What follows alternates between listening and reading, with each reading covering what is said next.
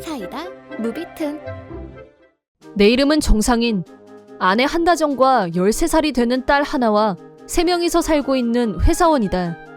아내, 딸아이와 화목하고 평화로운 가정을 이루고 있지만 실은 딸아이는 전처 사이에 낳은 아이이고 아내와는 유전적 관계가 없다. 이런 복잡한 관계가 이루어진 시발점은 전처의 배신이었다. 25살 때 전처 이상자와 결혼한 나는 다음해 딸아이 하나가 태어나고 아빠가 됐다.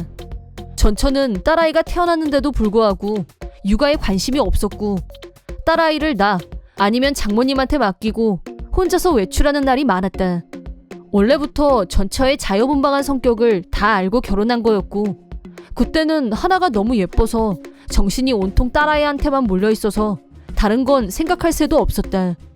아내가 어딜 가건 크게 신경 쓰지 않고 넘어갔던 것 같다. 지금 생각해보면 그때 내가 너무 방관했던 게 이혼을 하게 된 원인 중 하나였던 것 같단 생각도 든다. 그러다 딸아이가 3살이 됐을 무렵 전처는 외박하는 날이 잦아졌고 둔감하던 나도 아내의 불륜을 의심하게 이르렀다.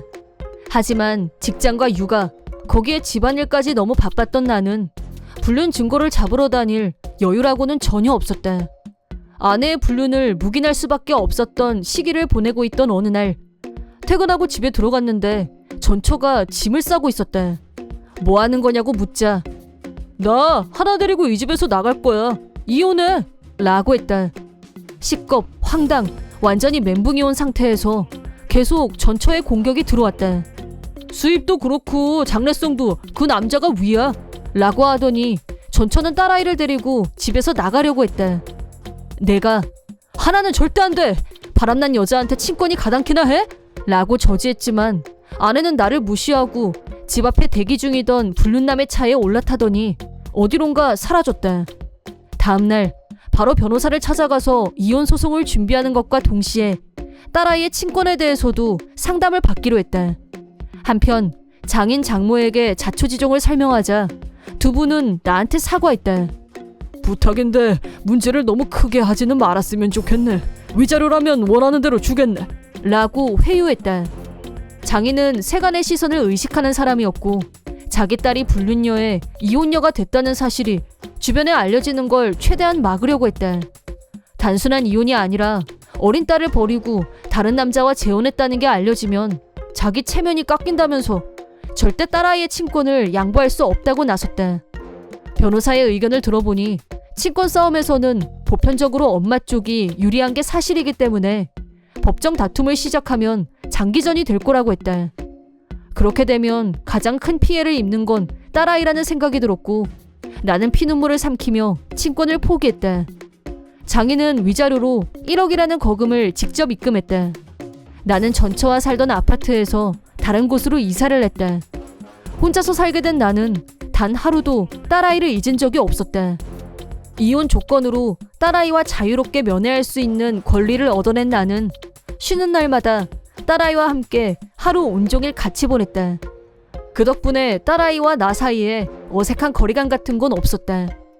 딸아이는 같이 살 때와 마찬가지로 나를 잘 따랐다. 이혼 후 2년 정도가 지난 어느 날 딸아이와 만나고 헤어질 시간이 돼서 집 앞까지 데려다 줬는데 나 집에 가기 싫어. 라고 딸아이가 작은 소리로 말했다. 집에서 무슨 안 좋은 일이라도 있었냐? 라고 묻자 딸아이는 하더니 입을 다물었다. 이대로 집에 들여보낼 수는 없다고 생각한 나는 전처에게 연락했고 그날은 딸아이를 우리 집에 데리고 가서 재웠다. 다음날 딸아이를 다시 전처한테 데려다 주러 갔는데 전처가 나오더니 할 얘기가 있다고 했다. 전처 얘기를 들으려고 가까운 카페에 들어갔는데 전처가 난데없이 하나 교육비를 좀 늘려줘. 부탁이야. 라고 돈 얘기를 했다. 이유가 뭐냐고 묻자 재혼할 때만 해도 불륜남은 대기업에 다니고 있었는데 최근에 직장을 그만뒀다는 거였다. 문제는 불륜남은 재취업할 생각이 없었고 전처가 알바를 몇 개씩 하면서 겨우겨우 생활을 하고 있다고 했다. 전처가 알바를 하는 시간에 딸아이는 집에 누워서 게임만 하고 있는 불륜남과 단 둘이서만 있었고 딸아이가 집에 가기 싫다고 한 이유도 거기에 있었다는 걸 알게 됐다. 사정을 다 듣고 난 후 내 딸을 그런 환경에서 지내게 그냥 둘 순 없어. 라고 하자 전처는 말 잘했어. 나도 더 이상 하나 키우는 거 버거워. 라고 하면서 단번에 친권을 포기하겠다고 했다. 이때를 놓칠세라 신속하게 친권을 넘겨받았고 드디어 딸아이와 둘이서 살게 됐다. 그리고 3년 후 현재의 아내 한다정과 사내 연애를 통해 결혼하게 됐고 그렇게 딸아이와 3명이서 새롭게 가족이 됐다. 아내는 전처와는 정반대였다. 전업주부로 집안일과 육아를 완벽하게 해내는 슈퍼우먼이었다.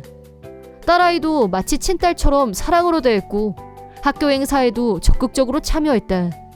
그런 아내의 진심이 통했는지 딸아이도 새엄마를 엄마로 인정했다. 딸아이가 졸업과 입학을 앞두고 있을 무렵 그때까지 단 한 번도 딸아이를 찾지 않았던 전처가 딸아이의 초등학교 졸업식에 갑자기 나타났다. 전처는 살이 많이 빠졌고 아픈 사람처럼 앙상하게 변해 있었는데 얼굴은 별로 달라지지 않아서 금세 알아봤다.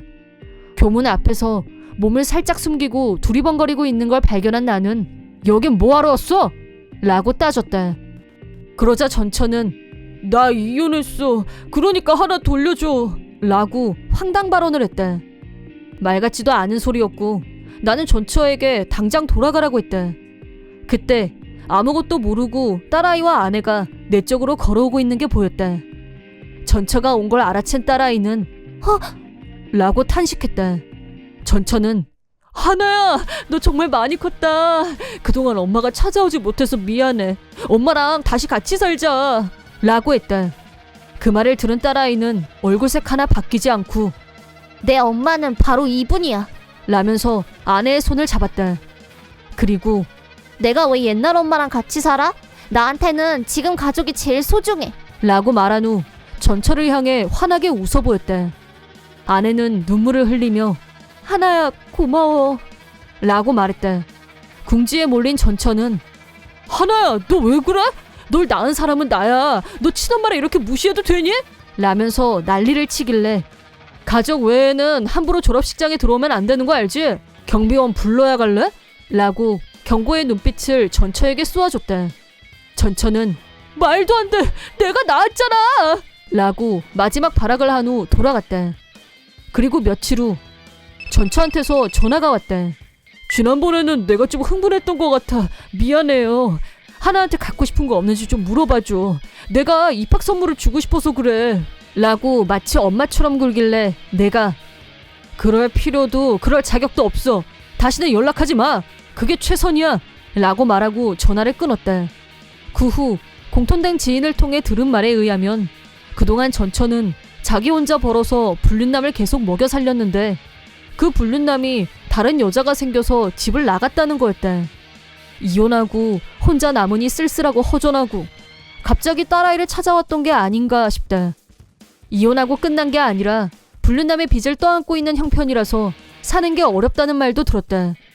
그래서 딸아이를 생각해냈고 주변에 전 남편한테 양육비 받아내려면 애를 데려와야지 라고 말하고 다녔다고 한다. 자기 먹고 살겠다고 딸아이를 돈벌이 수단으로 이용하려고 하다니 역시 구제불능 인간 말종. 그런 생각이 들자 차라리 빨리 이혼하고 갈라선 게 잘된 일이란 생각이 들었다. 전처는 빚을 갚기 위해 잠잘 시간도 없이 물불 안 가리고 일을 했지만 불륜남의 빚보증을 선 처지라 빚은 갚아도 계속 불어나기만 했고 숨통이 조여들었다. 도와달라고 주변 사람들에게 호소했지만 그동안의 행실이 엉망이다 보니 아무도 도와주려는 사람이 없었다. 전처는 모든 사람에게 외면받는 자신을 돌아보며 처음으로 자기 잘못을 뉘우쳤다는데 이미 저지른 일은 되돌릴 수 없는 법. 아내는 낮이고 밤이고 몸을 혹사하면서 계속 일을 해야 했다. 사연 많고 고생 꽤나 한 여자만 남았을 뿐 더 이상 여자로 봐주는 남자는 없었다. 앞으로 남은 인생은 아마 고독과 가난 속에서 살게 되겠지. 나와 딸아이를 버리고 불륜남을 선택한 순간 전처의 인생은 이미 파멸로 들어서고 있었던 것이다. 전처의 사정을 다 알고 있었지만 나와 딸아이는 그런 전처를 동정하거나 가슴 아파하진 않았다. 졸업식 사건으로 우리 셋은 더 끈끈하게 하나가 된 것 같다. 마치 서로 간의 정이 깊어진 느낌이랄까? 딸아이의 마음을 알게 된 아내는 진심으로 감동받은 것 같았다. 중학교에 들어가고 사춘기를 맞이한 딸아이는 나한테는 쌀쌀 맞아진 것 같은데 아내하고는 더 찰떡궁합이 된 것처럼 보인다. 만약 지금 아내와 재혼하지 않고 나 혼자서 사춘기 딸아이를 키웠다면 감당하기 어려웠을 게 분명하다. 나에게도 딸아이에게도 아내는 소중한 존재이다. 첫 결혼은 처절한 실패로 끝났지만 지금은 이렇게 행복하게 살고 있다는 것에 대해 아내에게 무한 감사하고 있다. 앞으로도 아내와 딸아이의 행복만을 생각하며 더욱 열심히 일하리라 결심해본다. 이번 영상은 어떠셨나요? 재밌게 보셨다면 구독, 좋아요에 댓글까지 달아주시면 감사하겠습니다. 그럼 다음 영상에서 만나요.